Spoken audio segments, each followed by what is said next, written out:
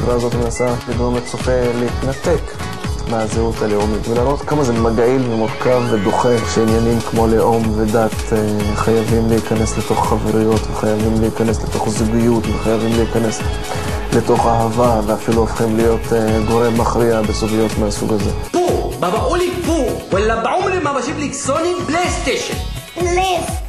حبيبتي איך שהשוטר מתקרב תגידי לו בעברית ככה בלי מבטא. בוקר טוב אדוני השוטר. בוקר טוב. صباح الخير يا بوليس.